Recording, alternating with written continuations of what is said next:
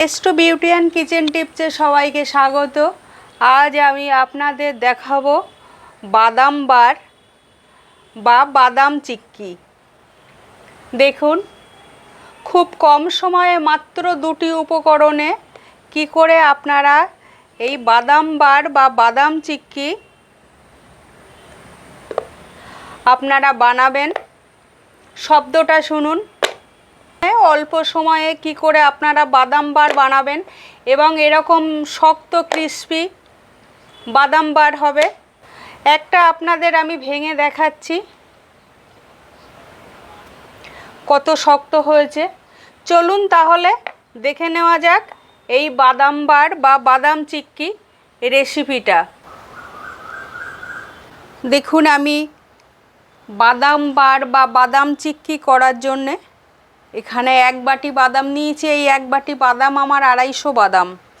এই বাদামটা কিন্তু রোস্টেড বাদাম নিয়েছি, আমি কাঁচা বাদাম নিইনি। কাঁচা বাদাম যদি আপনারা নেন তাহলে এই বাদামটা একটু ভেজে নেবেন শুকনো খোলায়, যদি আপনারা খোসা সহ নেন। আমি রোস্টেড বাদাম নিয়েছি।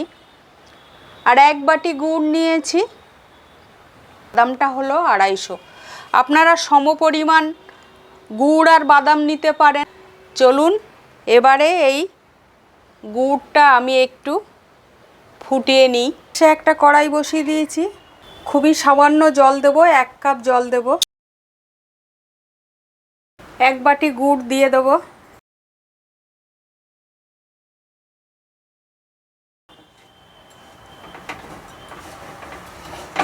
বাদামে কোনো লবণ দেওয়া নেই। এবারে এই গুড়টা যখন একটু ফুটে উঠবে তার আগে পর্যন্ত আমি গ্যাসটা হাই হিটে রেখেছি। আমার এই গুড় বাদাম রেসিপিটা এত টেস্টি। এই গুড় বাদাম রেসিপিটা যদি আপনাদের ভালো লাগে একটা লাইক কমেন্ট করবেন, আমার চ্যানেলটা সাবস্ক্রাইব করবেন। যারা নতুন আছেন তাদের কাছে একান্তই অনুরোধ রইল। আমি যেভাবে বানাচ্ছি আপনারা ঠিক সেইভাবেই বানিয়ে দেখুন বাড়িতে।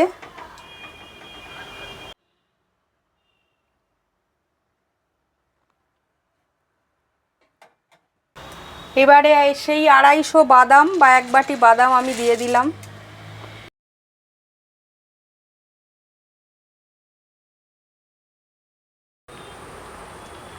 দেখুন, গুড় আস্তে আস্তে টাইট হয়ে এসেছে। এবারে যেহেতু আমি পাটালি এরকম একটু লিকুইড করে রেখেছিলাম, এটা আবারও টাইট হয়ে যাবে। আমি আর বেশিক্ষণ নাড়াচাড়া করব না। আর যখন আপনারা গুড়ে বাদামটা দেবেন তখন একেবারে গ্যাসটা লো হিটে রাখবেন, নইলে গুড়টা পুড়ে যাবে এবং এই বাদাম চিক্কিটা একদম তেতো হয়ে যাবে। আমি আর বেশি টাইট করব না। দেখুন, গুড় এমনি টাইট হয়ে এসছে বাদামে। এবারে আমি নামিয়ে নেব। দেখুন, আমি একটা ট্রে নিয়েছি। এই ট্রেতে আমি একটু তেল ব্রাশ করে নেব, না হলে বাদাম চিক্কিটা তোলা যাবে না। আপনারা ঘিও ব্রাশ করে নিতে পারেন। একটা বেলুন নিয়েছি, বেলুনেও একটু তেল মাখিয়ে নিলাম।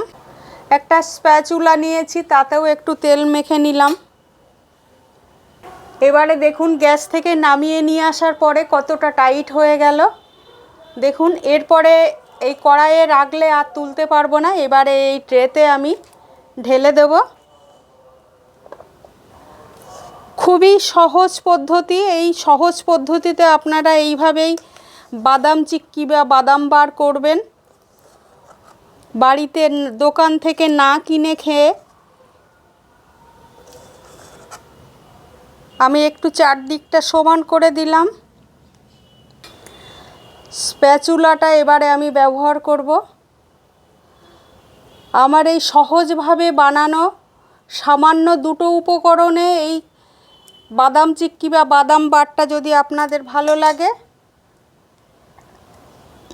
আপনারা অবশ্যই অনুরোধ করলাম বাড়িতে বানাবেন।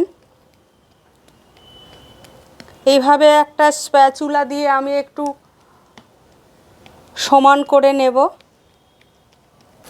এবারে একটা প্লাস্টিক নিয়েছি। দেখুন, প্লাস্টিকে একটু তেল মেখে নিলাম। ভালোভাবে প্লাস্টিকটা দিয়ে আমি একটু চেপে দিলাম। এই গরম অবস্থাতে এই বেলনটা দিয়ে আমি একটু চেপে দেবো।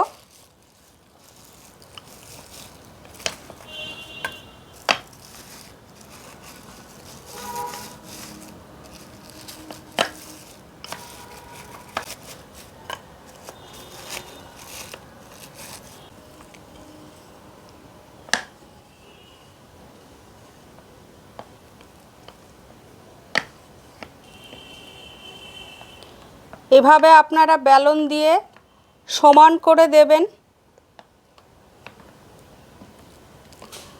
সময় দিয়ে ধৈর্য ধরে আমার এই বাদাম চিক্কি বা বাদাম পাড় বা গুড় বাদাম রেসিপিটা দেখার জন্য অনেক ধন্যবাদ।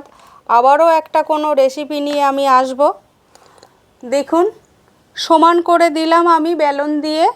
এবারে কয়েক সেকেন্ড একটু ফ্যানের নিচে রাখবো, তারপরে আমি কাটবো। 4 থেকে 5 সেকেন্ড আমি একটু ফ্যানের নিচে রেখেছি। আর এই ছুরিটা আমি একটু তেল মেখে নিলাম, না হলে এই ছুরির গায়ে লেগে যাবে। আর এই গরম অবস্থায় আমি কেটে নেব, এরপরে ঠান্ডা হয়ে গেলে আর কাটা যাবে না এই বাদাম চিক্কিটা।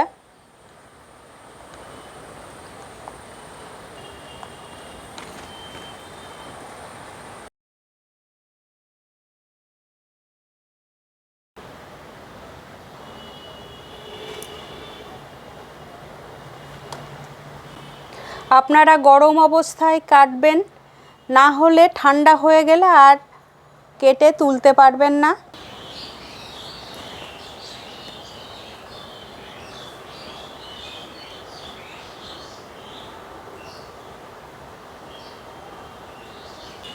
দেখুন আপনাদের দুটো পিস আমি তুলে দেখাচ্ছি। এই দেখুন,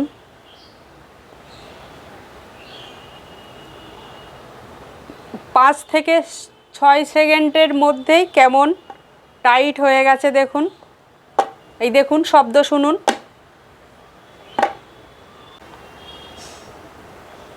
এই দেখুন, খুব সহজেই বাদাম বার বা বাদাম চিক্কি রেডি হয়ে যাবে। প্রত্যেকটা দেখুন বাদাম চিক্কি আওয়াজটা বা শব্দটা শুনুন। এইভাবে আপনারা বাড়িতে বাদাম চিক্কি বানাবেন।